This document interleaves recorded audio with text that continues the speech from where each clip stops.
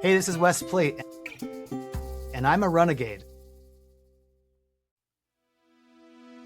Welcome to the Renegade Podcast. Each episode, we set off to better understand what it means to run, to be a runner, to give you the confidence that you can achieve way more than what you believe is possible.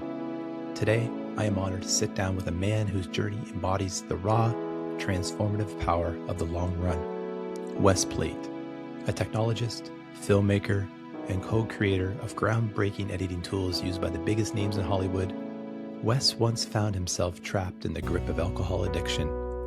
Then running became his path to redemption.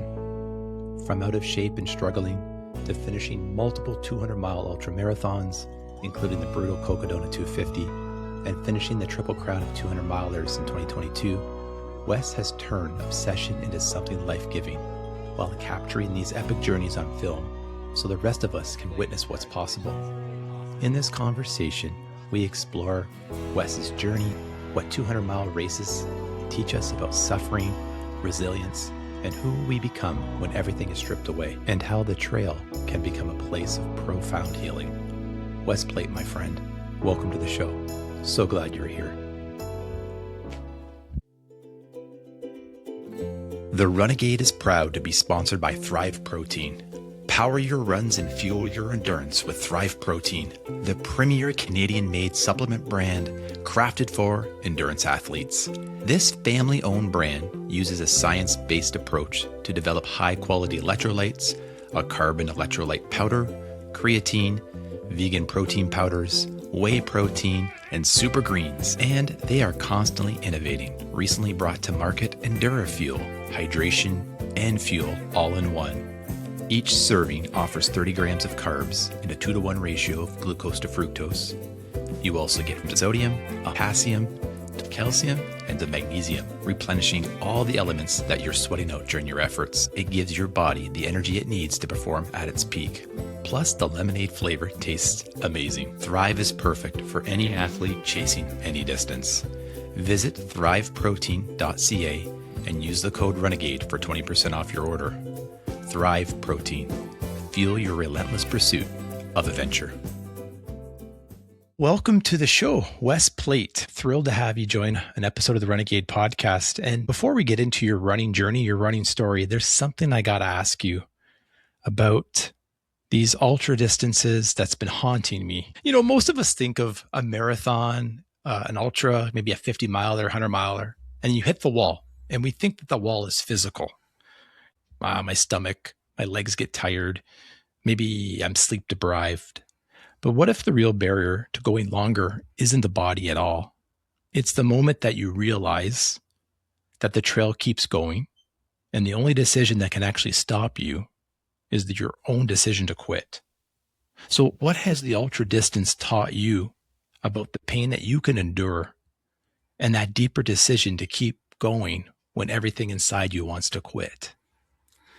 Yeah, well, a lot of people talk about ultras being more of a mental thing than a physical thing. And I think it's easy to say that because especially you say that when you're not in the middle of running. You're like, oh yeah, ultras are mostly mental. But I think what I came to learn through ultra this became really clear to me after running my first 200-mile distance race, was that we truly are far more powerful than we know in ourselves. And that barring any major injury that could happen along the way, as long as we take care of ourselves with nutrition and hydration and whatever else gear maintenance wise, that there's almost no limit to what we can achieve in terms of distance or performance. And that was such a big aha to me at the time. And that I continue to sort of lean on that or rely on that knowledge that these ultra races, but also I guess it becomes a metaphor for life, is that there really only becomes one choice, which is to go forward. Sometimes maybe something gets in the way to prevent you from moving forward, but that could be an injury. But barring that, you could to turn around and go back to the aid station. Maybe that's not that. I don't think that needs to be considered when you're out there really suffering. It's like, no, just got to move forward. And it kind of ties into concepts like when you have a really big task, the way to tackle the big task is just one step at a time or one bite at a time. And so ultras are big, just like life is big. But eventually we can start to narrow our focus on how to attack the problem and take it one small bite at a time to make it more manageable. And then as long as we're not trying to look all the way down to the end of the 200-mile away distant finish, we can get ourselves just to the next tree, just get me to that post. And then eventually we find ourselves to the next aid station. And then eventually we fool ourselves into going to the next aid station. And I think I think it's that sort of compartmentalization of the problem that to me becomes so valuable, and as well as just sort of having the faith that, yeah, as long as you decide to keep moving forward, your body will be there and will help you take that next step. And yeah, it's a great metaphor for life too. An amazing metaphor for life, Wes, for sure. And thanks for sharing that. And then, you know, go back to the origin of Wes. This is Wes's advice and sage advice from hundreds of ultra distances and marathons and races. But what was your journey? How did running find you, Wes? Well, I had started out running in, I guess, junior high and high school, but I was mostly a sprinter at the time. I really liked the quarter-mile distance. I thought that while it was a sprint, it was a really long sprint. But in order to stay in shape from spring to spring, I got invited with my friends to do cross country in the fall. And I really liked cross country because I think the team aspect of it, the camaraderie was quite cool, but I didn't enjoy that long distance running. And then when I got older, went to college, my running kind of slowly went down, like in inverse proportion to the amount that my alcohol intake went in. So I sort of traded one hobby for another when I got to college, the new hobby being a lot less healthy. But I kind of just moved away from running. And although after college, there were some times when I kind of missed the feeling of being fit. And so I would occasionally try to get back into running, but I was really unhealthy. And so it was always really difficult. And then I would just continually give up. Finally, sort of fast forward a ways, in 2008, I stopped drinking and went through a treatment center, basically an inpatient alcohol treatment thing. And that led me on a journey to losing about 70 pounds. And then after that, I started to think, again, maybe I can get back into running. And because now that I'm lighter and getting more healthy, it might be a bit more successful for me. And so my mom used to tell me whenever I would want to get into running, the thing that she did when she started running marathons, which was just run one telephone pole or run to the next telephone pole and then walk to the next telephone pole and alternate telephone poles, walking and running, and then eventually run 2 telephone poles and just gradually build up the running part. And I was kind of doing that for a little bit. And then in 2012, a friend showed me his Garmin GPS watch. And I'm a technology guy, and I was just like, oh my God, I want to have this thing. I want to go for a run and have that map automatically show up on Strava. This is the coolest thing I've ever seen. So that kind of got me motivated to run a little bit. In 2013, I think I ran a 5K. In 2014, I wasn't really training for anything, but I was going for a run one day, and I meant to run 5 miles. I took a wrong turn along the way, and I ended up running 7 miles. And so a friend contacted me. She saw that on Strava, and my friend said, hey, if you can run 7 miles, you can run a half marathon. Would you run a half marathon with me? And I'm like, okay, sure. I just kind of needed someone to ask me. And so I guess I trained for that. I think I downloaded a Hal Higdon training schedule from the internet. And that's how I got ready for this first half marathon. And I guess I'll never really forget it because I didn't do really, I guess, well, or I didn't do it smartly. I didn't eat breakfast the morning of the race. I didn't really fuel smartly the night before or even the 2 days before the race. It was the kind of thing where I just showed up at this race and tried to run 13 miles. And by mile 11, my body was just completely out of energy. And so I hit the wall like a lot of people do. And those last couple of miles were quite painful. But finally crossing the finish line, I felt an elation that I don't know I had ever really felt. And it felt like I'd really accomplished something. I felt so good. And so I determined after that to get a little bit better at the half marathon distance. And I don't know, it's just like, I feel like it was always one thing after another after that just led to the next thing. So like my friend Michelle invited me to that half marathon, opened me up to the possibility of trying new things, which is getting in shape. And then once I got in shape, I decided I was going to join this local workout group in town, which I had been nervous to join them before because I didn't think I was ready. So after my half marathon, I thought, okay, now I'm ready to join them. And when I got there, I met these people who would run these things called ultra marathons. They're telling me about 50Ks and 25Ks, and I had never heard of these things. And so anyway, I started to kind of come around to these ideas that they're telling me about. I started listening to podcasts and reading books and magazine articles about ultra.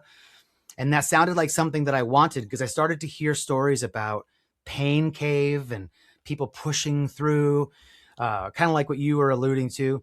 And I thought, well, I don't know what that means. It sounds like a spiritual experience. And I think I want it. Whatever that is, I want it.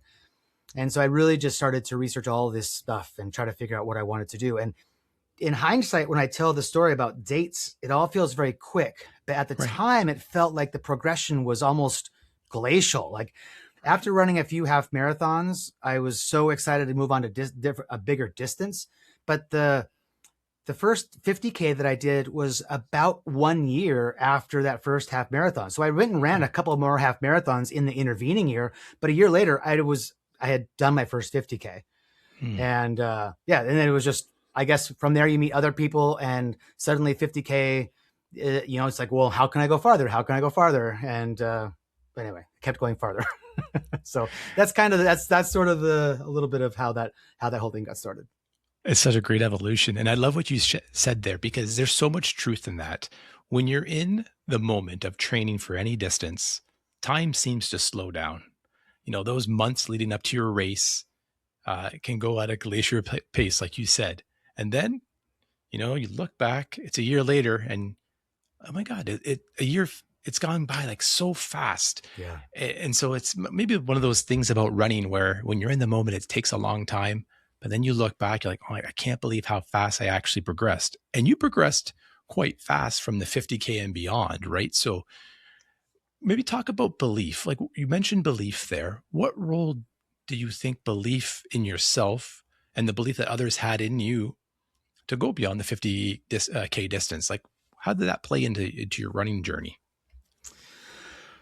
Oh, that's a good question. I wasn't necessarily sure that I could do these things. So the belief was more just in chasing something. I wanted, I didn't know what it was I was going to get, but I wanted something. And, after running my first 50K, I was in so much pain that the idea of going farther seemed quite foreign. Although, as typical, within a few weeks, I had actually signed up for a 100-miler that was going to be happening in like only 6 months. But then I got injured on my way to running to train for that. So I ended up getting derailed, which was good because I think I needed to be sort of reminded of maybe a smarter progression, like the idea of within a year and a half going from half marathon to 50K to 100 miles. Like maybe that was too quick of a progression. I still had some stuff I needed to learn. So eventually, about a year later, a year and a half after my injury, I finally was back and I ran my first 50-miler. And after that 50-miler, I was again wasted. I was so like spent afterwards. And I didn't think I needed to go any farther than that. I think I even might have said that to one of my family members. Like, oh, I don't think I need to go farther. But of course, a year later, I ran my first 100-miler. So it was pretty quick. I was pretty quick to think that I did want to go farther. I guess what I believed was that there was something for me at the end of my journey, or maybe not the end of my journey, but there was something for me in the journey. That's what I believed. I didn't know what it was. And so I just needed to follow the path in front of me and see where it took me. And I think that's what I was sort of in the mode of saying yes to this opportunity, saying yes to Ultra and saying, what do you have for me, Ultra? I'm here. I'm ready to experience this. I'm going to take this path and keep going farther and farther and farther and see what I need to learn. I'm going to go back to something you touched on there. And I think all of us, no matter the distance, it seems like no matter what race distance you get to, when you get to be the halfway point in a race, you're like, oh my God, I still got halfway to go, but I can do it. And then when the race finishes and then you start to think, can I go from a half marathon? Can I go to a marathon? It's so scary. Yeah. I've done three 50 milers, and I promise you, I'm like you. Every time I get to the end, I'm like, I can't go any farther than 50 miles. What what gave you the confidence, or how did you overcome that fear of, I did a 50 miler now I'm going to go to a 100 miler? Like that's double the distance. And you said, your 50 miler, your feet were hurting, everything, pain. Like, how did you come to terms with that, Wes? I think that I knew it was possible because I was hanging out with these people who had done it. My friend Tony had already run a few 100 milers. I can't remember how many at the time. My friend Kendall had run 100 milers. And so these guys had all done it before. And so I really knew that there's no reason why I couldn't. Um, when I signed up for my first 50 miler, I was pretty scared about it. I mean, it felt like such a huge jump from 50K. So I hired a coach to get me ready for my first 50 miler and take me, I guess, to make me feel like I was ready for it. And I didn't necessarily have the mental bandwidth or interest in creating training plans for myself to get up to 50 miles. So that's why I went to the coach. And I think that's sort of that route that I took of becoming a coached athlete gave me a lot of confidence because I followed the plan exactly like I was instructed. I did the 50 miler and I felt great. And so then it was sort of like, okay, cool. Well, fast forward a little bit when I was getting ready for my 100 miler, talk to the coach. She makes a plan. We work together on it. And, now I quickly learned to just do whatever I'm told to do on Training Peaks, and it sort of takes care of itself. And so I think that was also a part of it. So seeing my friends who had done it, reading about it, knowing it's certainly possible, and then knowing that as long as I've got people in my corner, like my coach, then I have the resources to get ready for it. What's that old saying, it's hard to fly like an eagle if you're hanging out with a bunch of turkeys. That's my dad always said. So it sounds like you were hanging out with a bunch of eagles. So that's fantastic. And you're right. Having a coach, it's eye-opening because they spot stuff that you can't spot yourself. And so maybe when you were training for your first 50K, like what did your training look like, Wes? Like this is your first one you're training for, you downloaded or maybe read something on the internet, but what did it kind of look like every day, every week? What were you doing? Oh, but I can't really remember. I mean, it was a little bit of, a longer run on the weekends and then a little bit of shorter runs during the week. I don't remember exactly, but I do know that back then I was not doing strength training or mobility work, stretching, yoga, anything like that. Back then it was just running.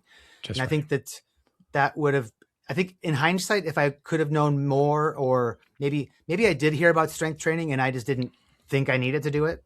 I think I would go back in time and have a little chat with myself to take that stuff more seriously earlier than I did, just because I think it makes a really big difference. But yeah, I can remember back in those days feeling a little bit frustrated about just the progression, because when I would go for a run, I would want to almost impress myself with the distance or the speed or some aspect of it. I've always been a fan of Strava since I started.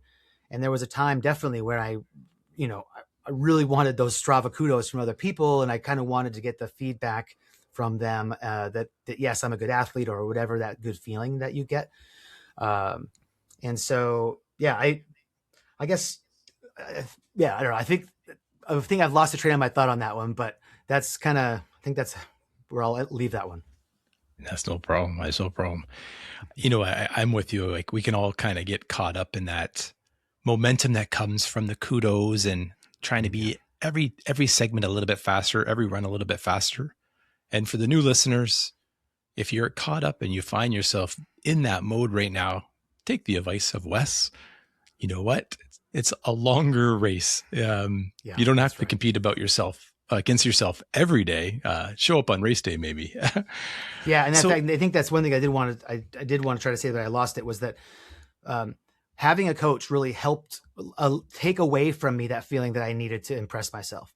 Because if I was deciding my runs, then I was going to do something longer, and that I may not. Sometimes the training is such that you go like a little bit more, a little bit more, a little bit more, and then week 4 you step back down again, and then you start the growing progression. Well, I was never doing that sort of stepping back down, or rest days, or something that I hated doing because it didn't impress me. But by having that person who was my coach, who I could respect her decisions, it's like I didn't have to worry about that impressing anymore. So it was just nice to sort of take a weight off of me. And that is good advice that I would want my experience to share with other people is this is something that for it to be done correctly and hopefully injury free, it needs to be a slow burn as your body learns to adapt to the changes that you're making and the demands that you're putting upon it. And yeah, to try to like just go to couch to 100 really fast is you're not going to learn the things you need to learn, which is one important aspect of it, but also your body's not going to be ready to make those quick changes, and you're very prone to be injured. So yeah, I'm with you. And do you remember your first 100-miler? Which one was it? My first 100-miler was the Mountain Lakes 100 in the mountains of Oregon. Okay. So you trained well, you had a coach, you got to Mountain Lakes. What time of year was it? I think that race was in September. September? Okay. Yeah. September. Looking back, what was the highlight of that race and what was the lowest point in that race? I think the highlight was, well, probably finishing. Although I also have a good memory of around mile 50 coming into an aid station to see my crew and just feeling good. I remember that. Let's see, the low point, there was going through the night. I remember just being, I had done some night training, but this was maybe my first time going all night. Oh, is that true? No, maybe not. But I remember just the darkest part of the nighttime. I still have a visual, remember going through the forest, and all I would see was the sort of the cone of light from my headlamp, just this circle of semi-illuminated trees, and it's all dark around everywhere else. And I really just felt like I was just through this tunnel. And I kind of felt like I wasn't in a place because I wasn't experiencing anything around me. I was just going through this tunnel, just kind of one foot in front of the other, waiting eventually to get to the next aid station, and then eventually to get to some place where the sun's going to come up. So I think my low point was just how sort of mysterious the nighttime was. I was having slight hallucinations. There were some markings on the trees that I started to believe were some kind of like, I don't know, ancient drawings or something. And it felt really spooky and ominous. And so I have some memories of that experience.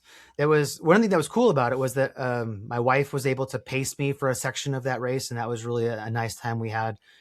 And then I also got to meet some other runners, some of whom I'm still very good friends with. So one of my best adventure buddies I met at that race. And so that race taught me so much because I was amongst, my new peers, these 100-mile runners. There I was side by side with them on my first time out, but learning from them. I remember having a conversation with some guys who were telling me about how they had just recently finished another 100-miler, and that was what they were like complaining about how runnable the other one was because it was too flat. And I was thinking to myself, wait, you've run another 100-miler and now you're doing this? Like, that blew my mind. But then they're teaching me this whole idea that sometimes it's easier if there's like mountains or ups and downs because the different muscle groups get used for the ups and downs versus a totally flat course is painful in its own way. Anyway, so I don't know. I just loved learning all this stuff. I loved meeting the people. And like I said, some of them are still really close friends. And so, yeah, the 100-miler was great. The thing that was just interesting to me about it was that I really thought, and I really expected to have whatever the spiritual experience was that I was thinking I was going to have at the end of this journey. I expected it to be at the end of that race because all the stuff that I've been reading about was like Pain Cave, 100-miler, go all night long, sun comes up, and then finish line, angels sing, and now you're reborn as a whole new person. And so that's what I was waiting to happen. But when I came across a finish line, it was done. And there was none of that like magical rebirth. And so that's when I started to think, I haven't had my experience yet. And I started to think, well, maybe I'm going to have to go farther. And go farther you did, because I would say that the 200-milers is a new thing in the last, let's say 10 years. It's really progressed.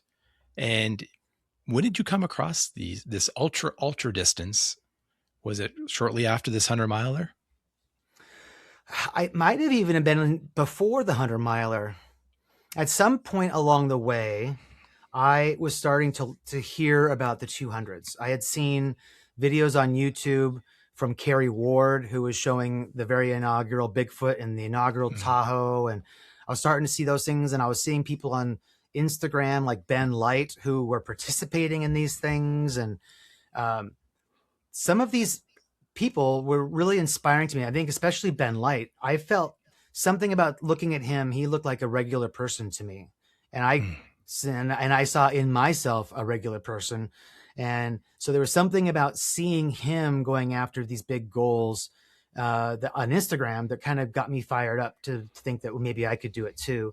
I was also inspired by a film that I had seen I don't remember if it was a trail running film festival thing, or if it was just some films that were being shown one night at a film theater. But I saw a film called, I think it's called 3600 Run to Become, something like that, or 3100 Run to Become.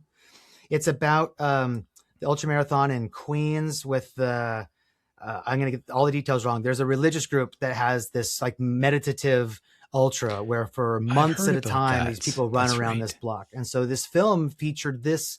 It also talked about some traditional Japanese culture runner dude that did this interesting thing going up and down a mountain. And if he failed, he had to kill himself. And there's all these really interesting things in this film. Anyway, something about it really got me going like, oh, look at these people are going really far and they are finding something special that they are. And then again, this film really was about a spiritual journey.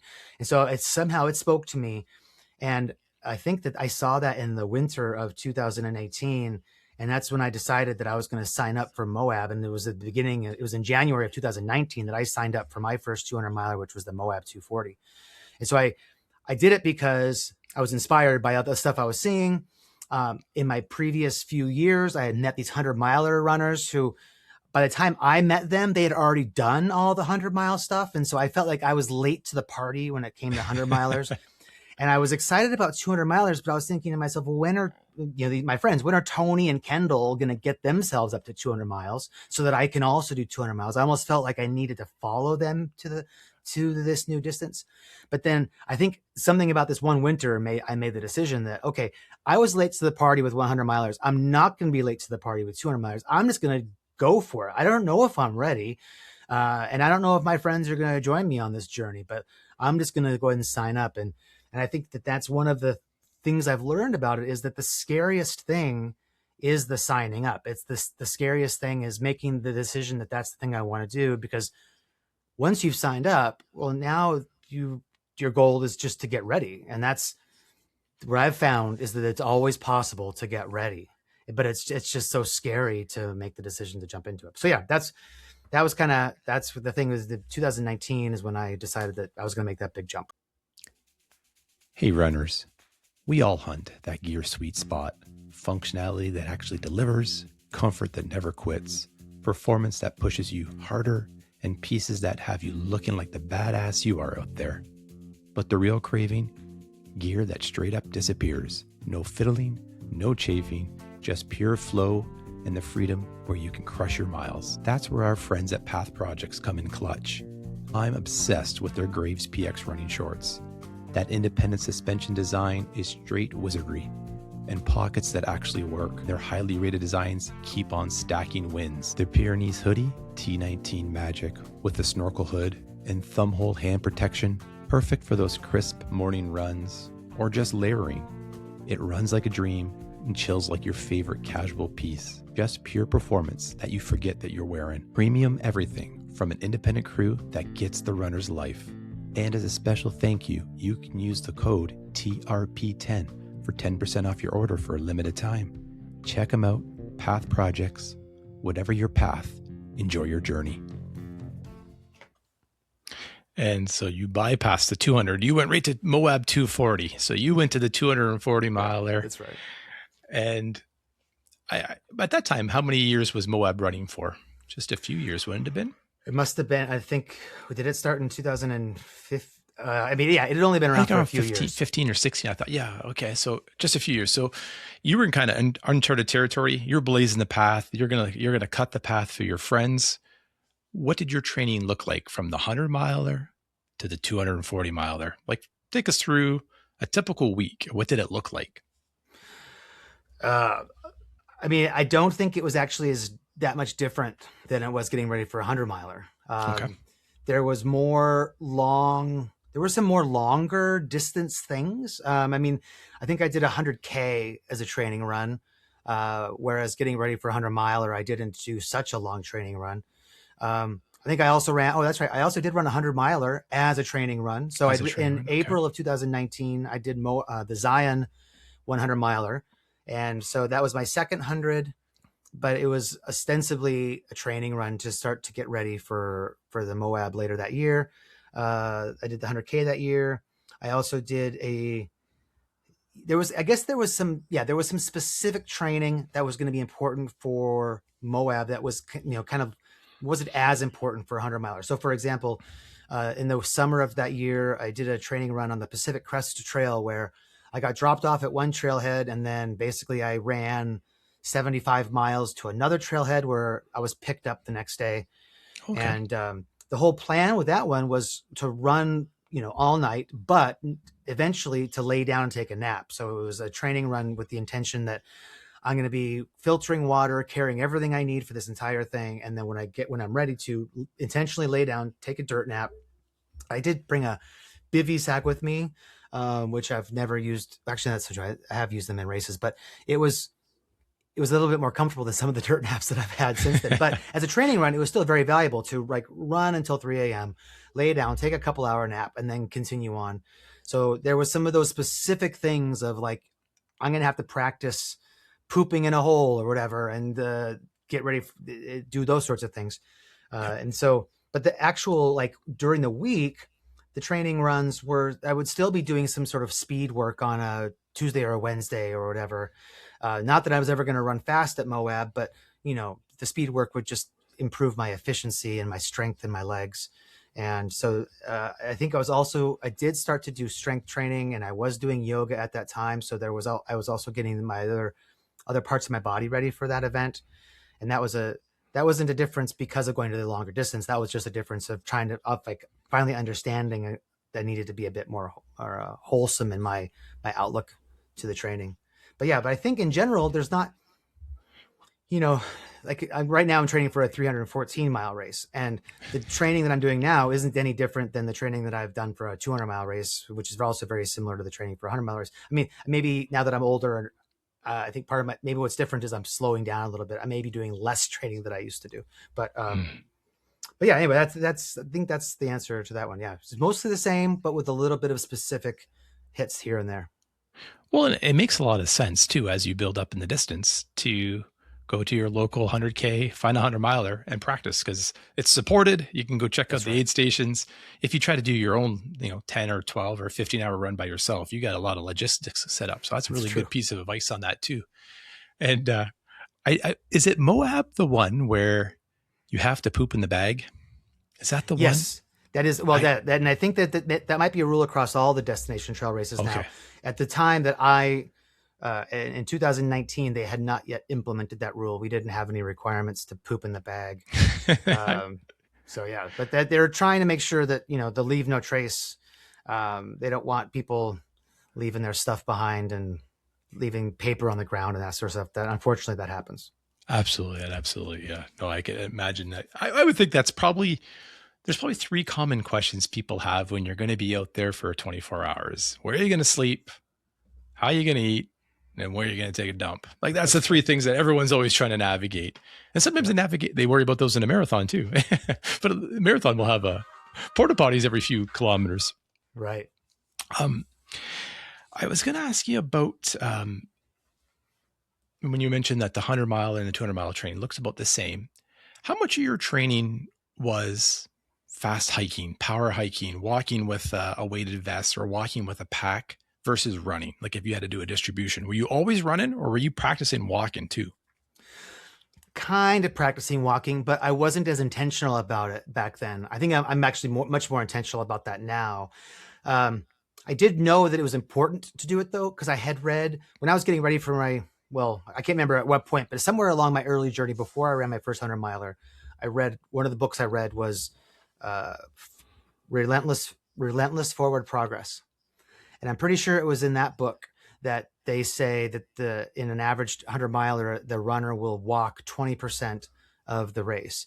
And so that's 20 miles. And if you're going to be doing anything for 20 miles, you should train for specifically doing that. And so, but I don't think I was necessarily training for walking as much as at the time I would go for a trail run, but then I would also include hiking. Like I'm not a run uphill kind of guy. So if there's going to be an uphill, I'm going to hike it. So that's going to be my hiking training, is just the uphill part. These days I think I do actually, go out for a hike / run where I'm not even trying to run even the flat parts. Like I'm trying to practice my walking or my hiking. And I think that's the thing that I would recommend people think about is if you're getting into ultra, the walking muscles are different than the running muscles. And so you don't want the walking muscles training to just be an afterthought of, oh, I'll just do that when I'm tired of using my running muscles. I think it is actually a much better decision to have, really focused time where you're like, this is walking. And the other thing I do too is when I walk to work, or like sometimes, take the train into the city. Now I got to walk to the office. That walk, that's training for me. Like I'm uphill with purpose. And so it's getting me to the point now where anytime I'm walking during an event, I'm walking at like 14-minute pace, 15-minute pace.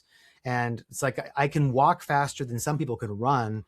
And that allows me to keep a good, forward momentum pace. My average pace stays down that way. And I think it's because I'm really now being much more intentional about you walking as a main mode of moving. So it's worth training for. And for the listeners, it's so eye-opening. My first 50 mile there, I see so much truth in what Wes is just saying there. I didn't really practice walking. I thought, hey, I just walk. When I get tired, I'll walk. And then I noticed during those walks, I would be maybe, let's say, 10, 11-minute kilometers. So maybe like 18, 19-minute miles. And then my next year, I said, I'm going to walk fast because it didn't take much more effort to walk with purpose. And next thing you know, I'm down to 8 minutes, 30 seconds per kilometer. So if I did a 10K, I had to walk 10K, I'm pulling off like 20, 30 minutes just from walking a little bit quicker. And I didn't even know about that. So walk with a purpose. You hear folks say that you can make up a lot of time for sure with that. I was going to say this, like, for the listeners stuck, maybe I'm stuck in this mode too, is I'm interested in these ultra distances, but I don't think I could do it. What a piece of advice would you have from the I don't think to I think you can? Like what piece of advice could you offer those folks? I want to tell all of you that you absolutely can. I love this sport so much, and I love 200s so much because they're incredibly difficult, but they're so accessible. I love going to these things, and everybody that I meet are regular people, some of whom haven't trained like they meant to. And so they're showing up undertrained and they're worried that they're not going to finish. But all these regular people are getting it done and they're finishing it. And I used to think that if I'm doing a thing, then the thing must not be that hard or that special because I'm not that special or that unique. But I think what I've really come around to more is just that we are all very powerful. And so you say, maybe you're not ready for this. So the listener says, boy, I don't think I could do it. There's absolutely, you can. There's nothing about a 200 miler that is so difficult that you can't train for it or learn how to adjust, in the moment. These things, ultras are all about adjusting because you had a plan, but now the plan's out the window, adjusting to the realities of the situation and changing your reality that way and being flexible. And so I don't know. I've talked to so many people who say to me like, oh, I could never do that. And that's where I just want to take them under my wing and give them a hug and just whisper, no, you can. Because we haven't talked much about the YouTube stuff yet, but I've met so many people at these races who are there because some years ago they saw a video of mine and somehow it inspired them to do it. And they decided to just go for it because they saw reflected in me something about them. And they saw, oh, if Wes can do it, then I think I could do it too. And it's just remarkable. It seems so hard, and I want you to know it is, but you're also capable of doing it.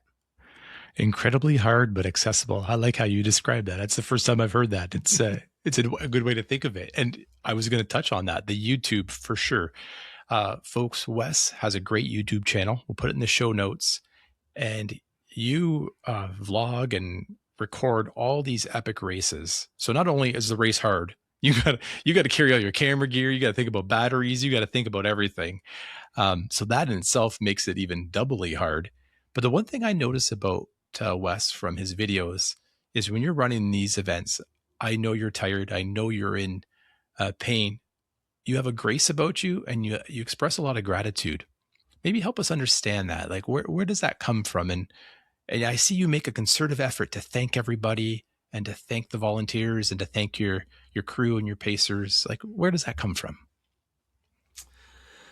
Well, that's a tough question. I mean, I guess that's just me.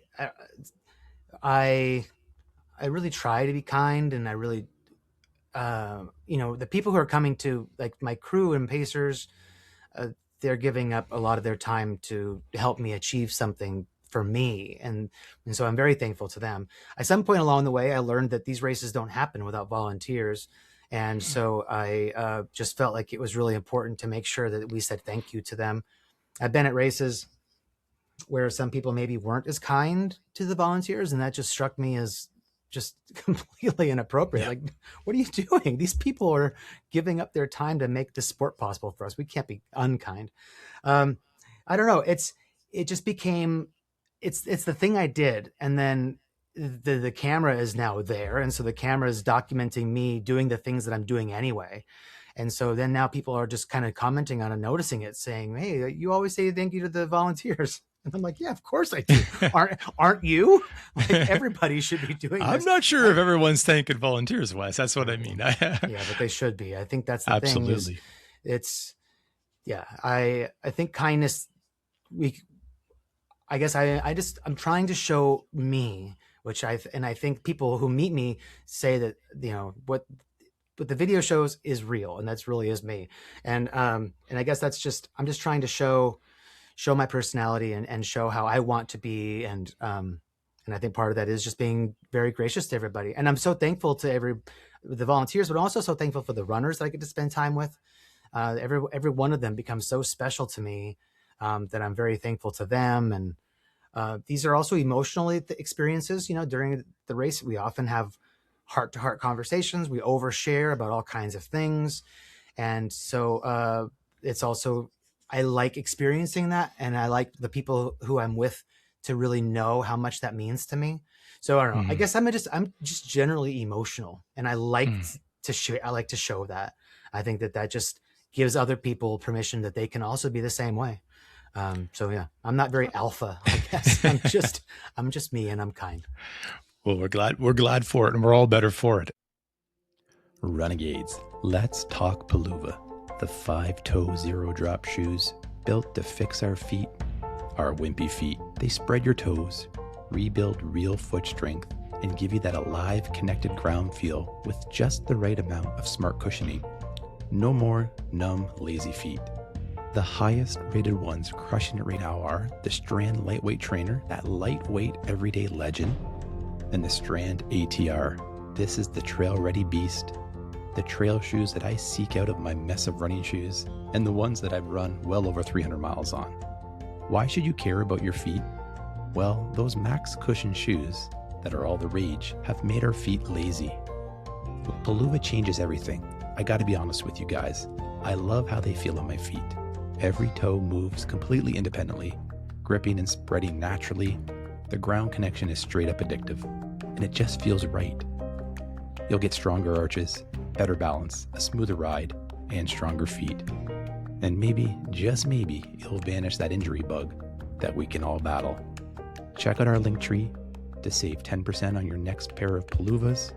Stronger feet, smarter running shoes, shoes that embody the spirit of a renegade. Check them out. I would say the YouTube videos, did it catch you by surprise that they would take off, and the views and the comments? Of course, beautiful scenery and great filming and just sharing your experience. But did that surprise you about the ultra running that folks would love to dial in and watch these events? Yeah, totally. And I think the path that YouTube has brought me along wasn't necessarily what I had intended or my plan. I When I was getting into ultra marathons, I was watching YouTube videos to learn and do recon about the courses. And Okay. so, for example, the Mountain Lakes 100 I was talking about, I watched every YouTube video that I could find about the Mountain Lakes 100, and so that I would feel more comfortable and confident with my planning. One of the guy who I met, who's become one of my best ultra adventure buddy friends, his name is Dave Stinchfield. He had this video about his previous Mountain Lakes 100. So I watched his video, and then I met him at the race. And that was like, for me, a really cool thing to like, oh, wow, you were on video and now you're at the race and I'm your friend. But along that journey, I started to see that people were making these films. And now my background was I used to be a video editor making TV commercials. I got into computer software. And by 2018, I was a product designer working at Apple, making the Final Cut Pro editing software. And Okay. I wasn't making video like I used to. And I kind of missed that creative spark. And so when I was getting ready, when I ran my first 100 miler, I decided I was going to make a film about it, primarily so that I could put my video out there into the marketplace of videos, so that the next person running Mountain Lakes 100 would be able to take my experience into account as they're learning about the trail.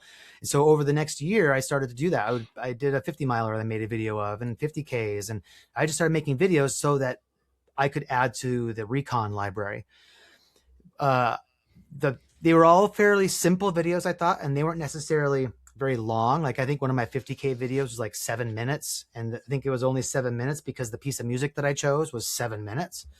But then when it came time to do the Moab 240 in 2019, I was kind of presented a new challenge in terms of like, this is a much bigger project than a 50K, and how am I going to do it? And I created the film. Although it took some time, there was a bunch of stuff that happened after 2019 into 2020. I think I finally was able to finish editing it, partly because of COVID lockdowns. But then I released the film in the spring of 2020. It was much longer than any other film that I'd made. It was like 45 minutes or something like that. And I kind of put it out there, and it's the people who ran Moab were kind of into it. They're like, yeah, cool. This is another video. And again, like, this is now for future generations who are going to run Moab. This is something that will hopefully help them learn about the course. But what was unique about it was that because of the timing, and because so many people were at home just watching TV and YouTube, because of lockdowns, YouTube for some reason decided to show my film to all kinds of people who probably had no business watching this film. And I can't remember the analytics, but there was like, on the analytics of YouTube, there was like, it was sort of like bumping along, barely being seen, and then all of a sudden this huge spike. And suddenly there was thousands of people watching this film, and the comments were like, oh my gosh, I can't believe you've done this, and I can't imagine ever doing it. And the comments were really heartfelt from people who really felt like they watched something special. And that was really interesting to me. And also just really, it gave me a really good feeling to know that, this thing that I really toiled over, and, it was hard work to train for it and to go through it. And the entire experience of those 5 days or whatever it was incredible and difficult. But seeing how much it was affecting other people through YouTube was really eye-opening.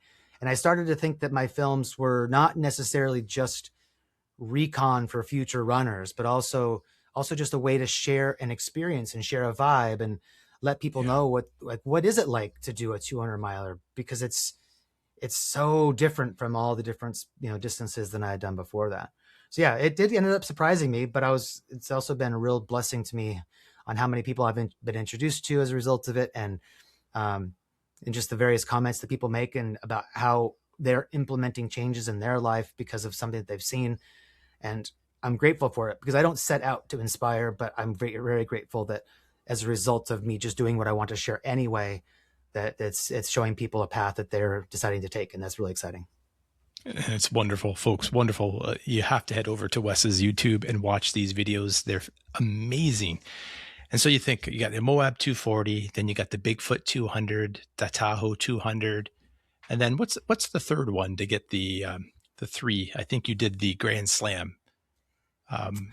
Yeah, the Triple Crown of the Destination Trail Triple Crown is Bigfoot, Moab, and Tahoe. Okay, that's the Triple Crown. That's the big. And did you do all those in 1 year? I did. Oh my Lord. In 2022, I did all of those in 1 year, but then I also did Cocodona that year. And so somebody had coined the Grand Slam of 200s, which I think that one runner had done it the year previous. Okay. And then in 2022, I think there was like 5 or 6 of us that did Cocodona plus the Destination Trail Triple Crown. And yeah, that was quite an experience to be able to do 4 200 plus mile things all in the same year. Talk to us about the recovery, because those are big events. The day after, the week after you're back home, what does it feel like? And how did you recover to get ready for the next one so you stay healthy and happy?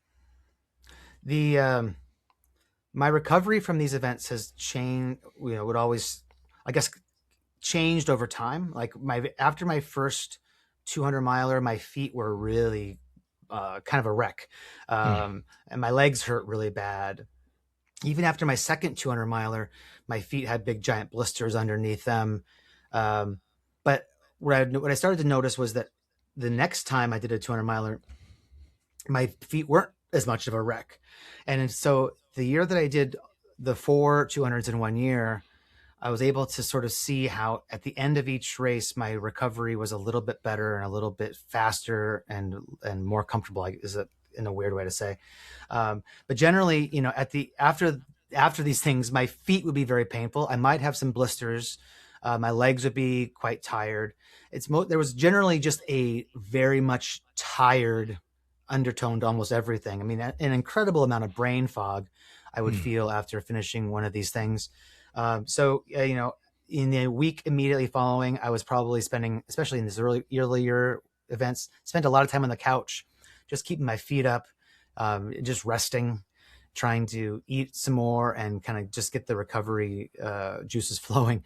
But then, the year of the Grand Slam of 200s, the recovery got faster and faster. So, I think between the shortest distance in time between those things might have been 5 or 6 weeks.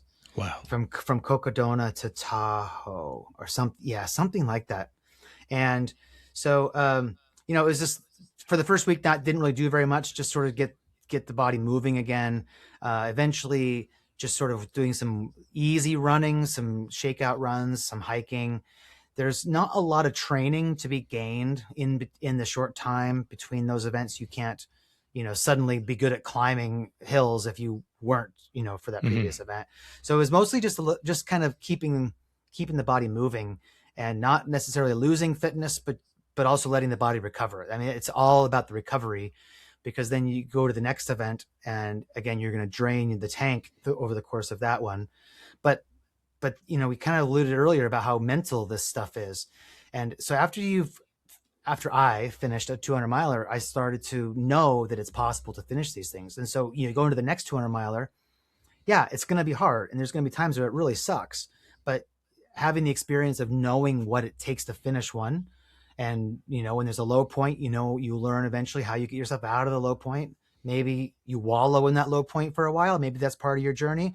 But then eventually you learn how to get out of it. And so you learn how to finish, I think, just mentally. So the physical aspect of it is more just making sure during it, make sure you're eating enough, making sure you're hydrating enough, keep yourself moving through it.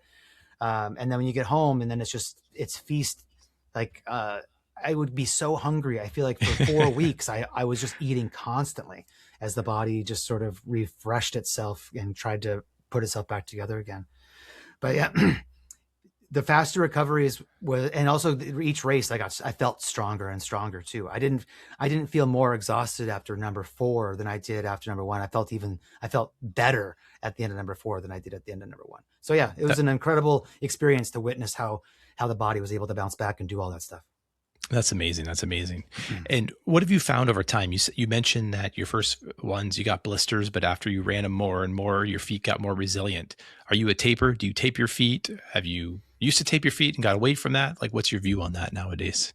Yeah, I think what I learned is I had certain areas that I was prone to get blisters.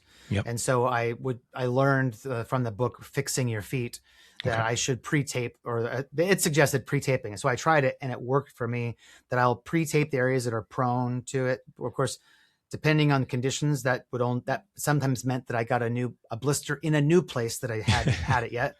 But yeah, it's what I've learned about blisters is that it's so much about the conditions, and some of the conditions that you don't even know you're going to be experiencing until you're in the middle of it. So things Mhm. like heat and humidity play a big role, how much you're sweating, what the ground is like. I mean, if you're on a paved path versus a rocky path versus a gravel path, versus sand, I mean, all the different kinds of terrain really impacts what's happening to the bottom of your feet. So I would often try to go and get on, even if it wasn't a steep hill, try to find really rocky trails, just so my feet can experience and get used to whatever it is when there's lots of rocks hitting underneath the shoe. Because eventually I'm going to find that in a race. And if I am only experiencing those sorts of rock underfoot experiences, if I'm only experiencing that in races, then I'm guaranteed to get blisters in races because I'm not getting my feet ready for it. So I try to get my feet ready for these different environments through training, to build the resilience. And I really don't get very many blisters these days unless I'm doing something that is sort of stupid, like I should know better. In 2022 during Moab, I was experiencing, during like the first 30 miles of the race, 35 miles of the race, I had this feeling like, oh, my shoe is loose. I can feel it rubbing. I really need to stop and relace this shoe. And for hours, I kept telling myself, I really need to stop and relace this shoe. And I never, ever did. And so I finally got to mile 75, first cruise stop. And I said to Leah, I think I got a blister. So I took off my shoe. And sure enough, there was this huge blister on the heel, where I don't normally get blisters, because normally I don't have this stupid problem of a loose shoe. But it was just I don't know. I was marveling at my ridiculous decision to just ignore it for, 24 hours, to let this blister build up, when if I had just stopped and taken 1 minute out of my day, I could have totally solved the problem. So I don't know. Sometimes we need to relearn these lessons again and again and again in order for them to really break through into the brain. Well, with that, what's your non-negotiable favorite running shoe and favorite running gear for these long distances? Shoes has been I kind of had been on a little bit of a journey with shoes. But I'm definitely a big fan of wide toe boxes. So I've gone through lots of different shoes that have a wide toe box. I want my feet and my toes to spread out. A non-negotiable for me is Injinji toe socks. In fact, it used to be that I ran in Injinji toe socks all the time. But then for non-running Wes, he would wear different socks. But I love Injinji toe socks so much that now I've decided that I'm Injinji toe socks. I'm 24/7. I'm wearing them right now. Same here, Wes. I love them. It feels so good. But yeah, so wide toe box shoes. I've spent a lot of time running in Topo Athletic. They're fantastic shoes. For the last year, I've also been running a bunch in Mount to Coast. Also really great shoes. For gear, or for like clothing, I love Path Projects. Oh my God, the Sykes or the Graves PX. That's right. I started with the Sykes, but now you run the Graves PX. Yes. I love those shorts too. I love the t-shirts. I love the long sleeve shirts. I love the T19 hoodie. Oh my God, I have so many of those. I love those. So, Path Projects gear is absolutely the best stuff. For packs and other gear, I run in Ultraspire. Ultraspire makes really high quality gear, and I absolutely love the stuff that they're doing. Those are some of my non-negotiables. I like how you said that. That's a good one. What is one piece of gear that an ultra runner or a trail runner would not think of that you now know that you gotta have during these distances? What's that one piece? Well, I think more and more people are starting to are getting hip to this. So I don't know how unique it is, but if you're not running with a waist lamp, I'm telling you, now's the time to switch. Become a Okay. waist lamp runner. And Okay. but actually, my advice is to become a headlamp and waist lamp runner. The headlamp, because of the proximity to your eyes, the shadow that the headlamp casts puts the shadow of a rock directly behind the rock. And so when your eyes are looking, you sometimes can't even see the shadow because the rock, for example, is hiding its shadow. But Oh, if you okay. move that light down to your waist, it casts a much longer shadow that your eye now sees the shadow of the rock, spreading out behind the rock. The ground becomes so much more easy to see because of a waist lamp. But what you lose is the ability to look far down the trail and see Mm. course markers, or to just turn your head and look to see what is that sound that's coming from the woods to my right. So I wear a headlamp that is kind of trained further down the course, and its job is to find course markers that are up ahead, as well as just to find reflecting eyes back at me.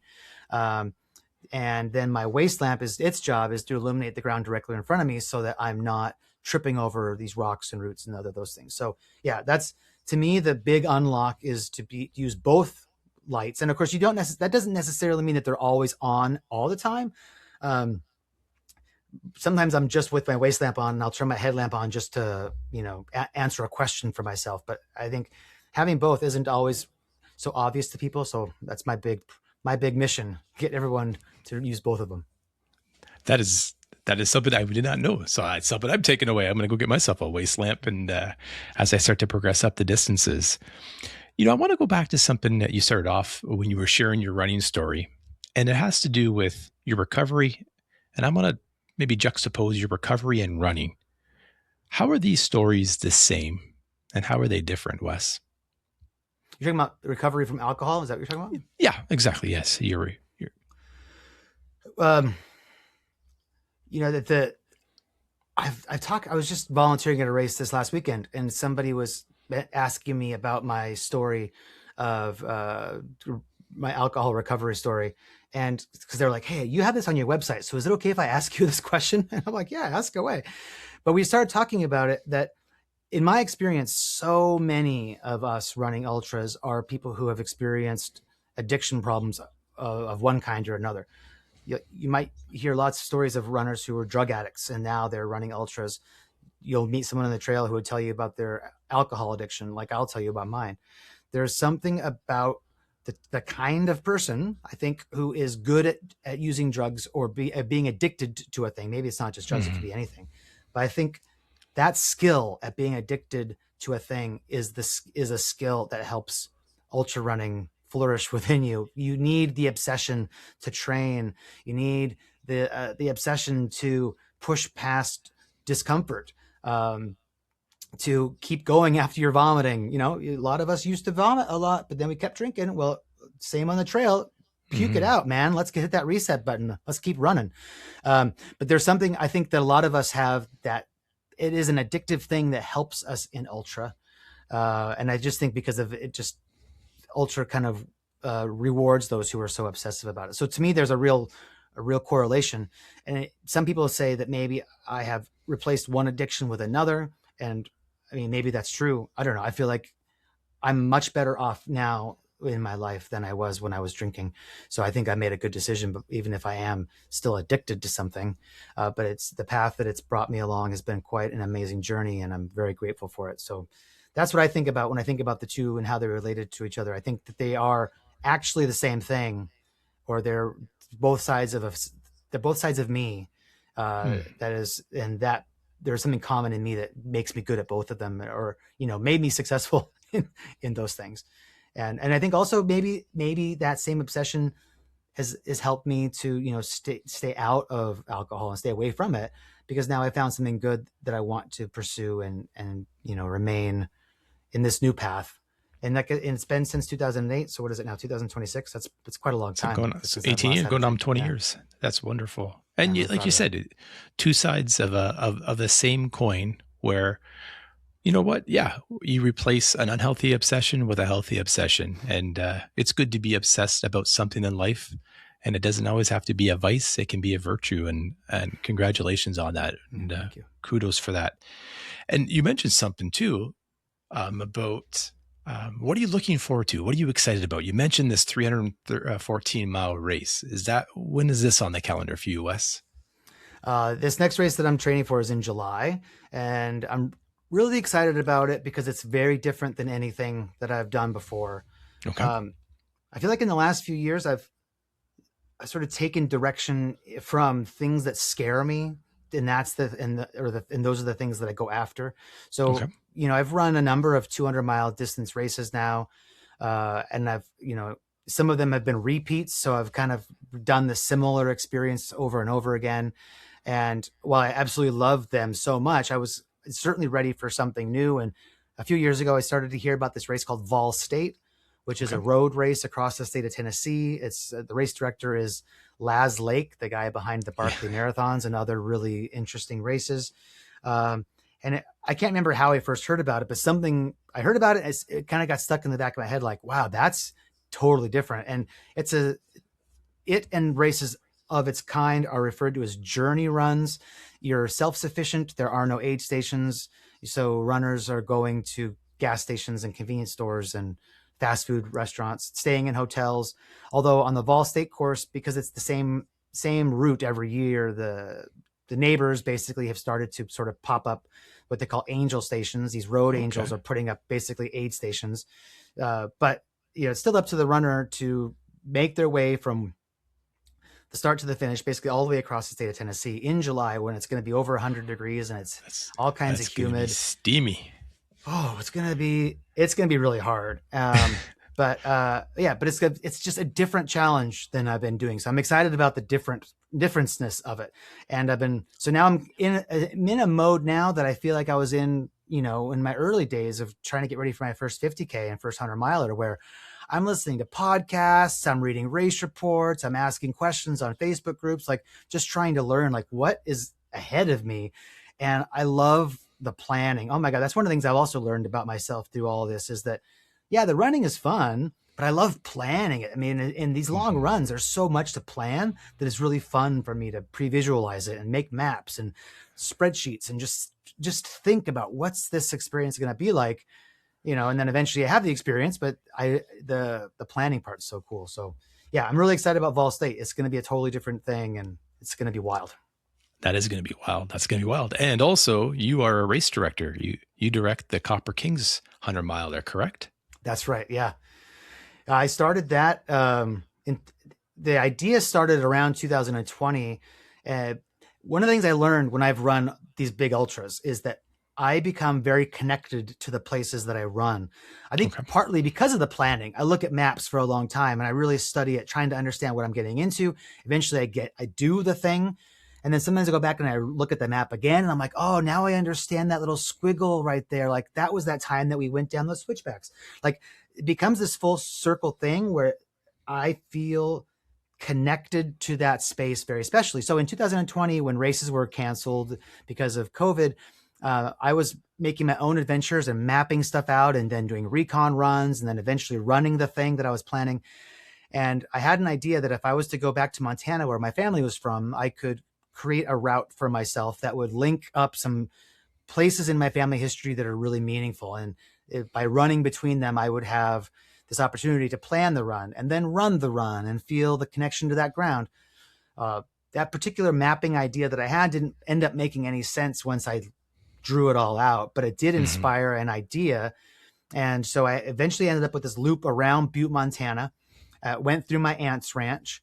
And so I did it in 2022. I went and did a recon run. I did half of it and then started talking to local authorities like the Forest Service and the county, like what would it take to make this into a real thing? And in June of 2023, 5 friends joined me and we went and we ran my 106-mile loop and went through my aunt's ranch and we experienced this thing that I've been dreaming about. And I started, and again, I felt now really connected to the place. And of course, the connection now is growing because I was talking to people and meeting people about this idea of this becoming a real thing.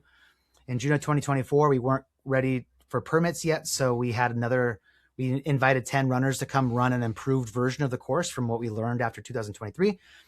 they all had a good experience. And so we eventually got permits. And then last year in June of 2025, we had 100 runners out to do the official inaugural year of the Copper Kings 100.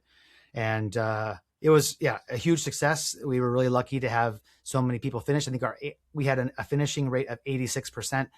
That's fantastic. The entire event was just really good. And we had a lot of good feedback from it. And so we are now in the planning phase of the second year, the 2026 edition. We have 150 runners coming. Oh, wow. And it's a really cool thing. And I'm just so jazzed to be, have created something that's important to me and special to me, but now I'm sharing it because so many people are coming to Butte, Montana who have never been there. Maybe they haven't even heard of it. They get to see this beautiful course that I had been spending lots of time on, but just also now all these folks that I'm bringing to town get to have a special connection to that special ground that my family occupied for generations. And so I'm kind of just sharing a piece of my history in a living way with all these other runners, and they get to take something away from it. And, and it's a big deal because they're training for right now, 100 miler. They're going to go do 100 miler. It's going to be a really, really hard day. And then they're going to finish. And then afterwards, they're going to have this amazing thing to look back on. And all of that, these people getting impacted on it because of this route that I was able to draw out and make this thing happen. So yeah, it still blows my mind that I'm a race director, but I'm really grateful for the experience. It's been really cool. Now, is there any truth that the hardest person to get the permit from was your aunt to get through the ranch? Yeah, it's funny. No, she was totally into it. Yeah, that's funny. Yeah. But we did end up, taking my aunt's ranch out of the course because after 2023, I don't even think I realized it was 106 miles until it was done. I'm like, wait, what? 106 miles? We gotta make it shorter. And in doing so, we had to make some choices. And one of the choices was to cut out that ranch. But we have a really great course that's entirely on, most entirely on public land. We have got some amazing aid stations, one of which is at a place called Our Lady of the Rockies, which is a 90-foot statue that overlooks Butte from this east ridge. So you get to go up there to have this amazing view of the city below. In fact, you can even see the start line from up there. Anyway, it's just the whole thing is quite a neat experience, and we're really excited to be bringing that to people. Oh, that's excellent. We'll put that in the show notes for sure. And then you said that's the end of June. What's the date end of for June? that? It's the same weekend as it's the same weekend as Western States. So, okay. In fact, sometimes people. Turns out I got drawn for Western States this year. I went in for the lottery expecting to not get picked so that I could just get more tickets for someday when I was ready to run Western. Anyway, I got picked this year. So it was kind of funny, but my phone was blowing up that day.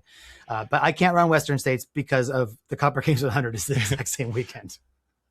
Oh, so with the Western States, are you able to save your tickets and defer and re-enter, or how does that work? They do have a rule that allows you to basically accept the invitation, pay for it, but then later you can withdraw and then get some of your money back, but get all your tickets back. So I was able to take that path. Oh, that's perfect then, Wes. That's perfect.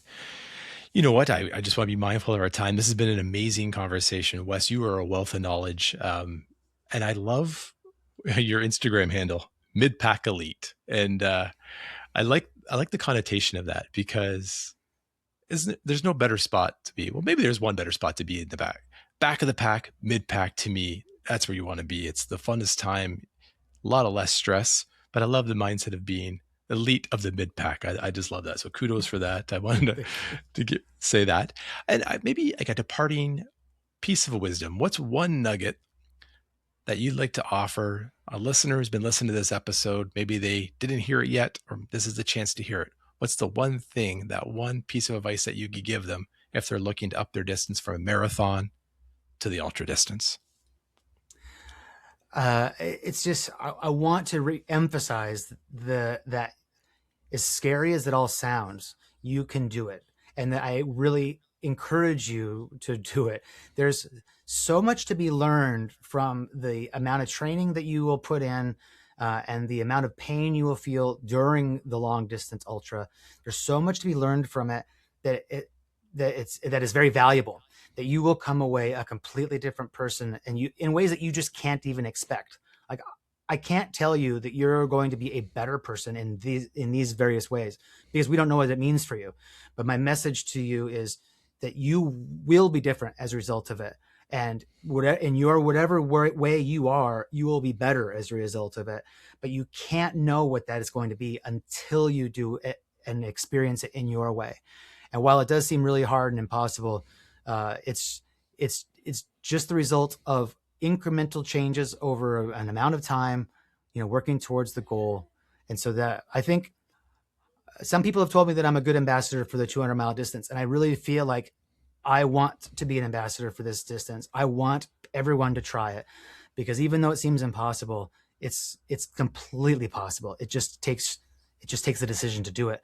And so you'll be really surprised at what you're capable of. And then you'll just be so proud of who you are. And I think that's the real blessing of the whole thing. Wes, that's wonderful advice. Where could folks connect, find more about you? As you said, on Instagram, I'm Midpack Elite. You can go to wesplate.com to see a list of my ultra running history, as well as direct links to videos. You can find me on YouTube. Just search for Wes Plate. You'll quickly find me. I'm on Threads as W Plate.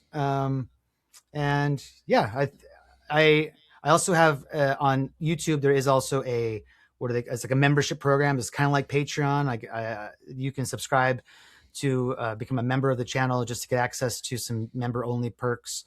So I do kind of make some special videos for the members, and somebody asked me to do a Discord server, and I wasn't into Discord yet, but I finally understand Discord. So I'm getting myself ready to start a Discord channel for my members, which would be another way to get access to me. But, and then some people follow me on Strava too. So you can see my very uninteresting training on Strava. And again, just search for Wes Plate. That's nice. There's not very many Wes Plates in the world. So if you search for Wes Plate, you'll probably find me.